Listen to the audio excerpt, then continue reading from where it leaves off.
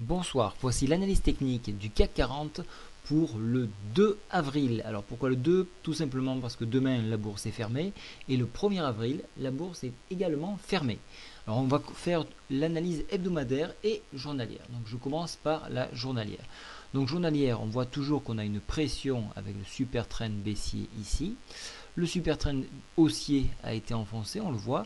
On a été rattrapé par la Bollinger. Aujourd'hui, nous avons rattrapé ce niveau-là en formant un Aramis, donc un signal haussier. Nous avons préservé l'oblique du canal hebdomadaire. Cet oblique-là pourrait nous permettre de viser une résistance à 3734 en dépassement, un contact au niveau de la MM7 qui a été testé aujourd'hui à 3753 points.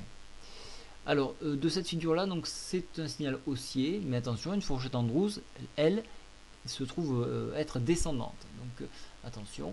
Donc, pour les haussiers, venir chercher la MM7 par extension. Pour les baissiers, venir chercher le support oblique ici de la médiane et la médiane de fourchette Andrews sur 3700 points me paraît tout à fait crédible.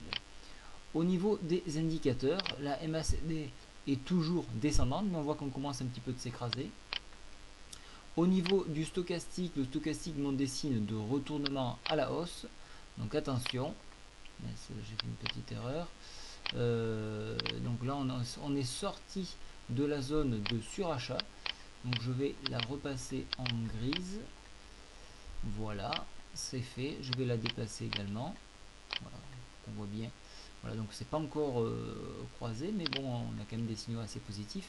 Au niveau du checking money flow, les bulles ont toujours l'avantage. Alors si je passe en hebdomadaire, vous allez voir qu'il y a des choses intéressantes à mettre en avant. On voit donc le fameux couloir que vous avez vu en journalier. Regardez bien, la tasse avec anse ici, que je vous avais tracé, est toujours validée, puisqu'on ne l'a pas. On est venu chercher donc ici la cuillère. Voilà, la cuillère a été reposée sur sa ligne de coup et on est reparti. Donc reparti en s'appuyant sur la MM20 hebdomadaire ici et ici. Voilà pourquoi je n'étais pas inquiet d'une baisse.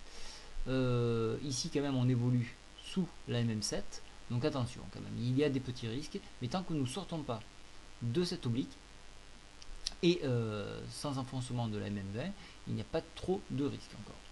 Voilà, donc au niveau hebdomadaire, on reste encore sur un canal plutôt haussier. Je vais voir si je peux tracer une fourchette d'Andrews sur ces niveaux. Alors elle serait mal orientée. On va essayer de rapprocher notre fourchette. Alors voilà, on rapproche un peu notre fourchette. Bon, elle est trop proche, elle n'est pas significative. Je vais l'enlever, elle va créer des erreurs.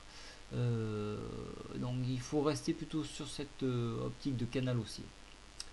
Au niveau indicateur, la MACD toujours coincée sous son oblique ici.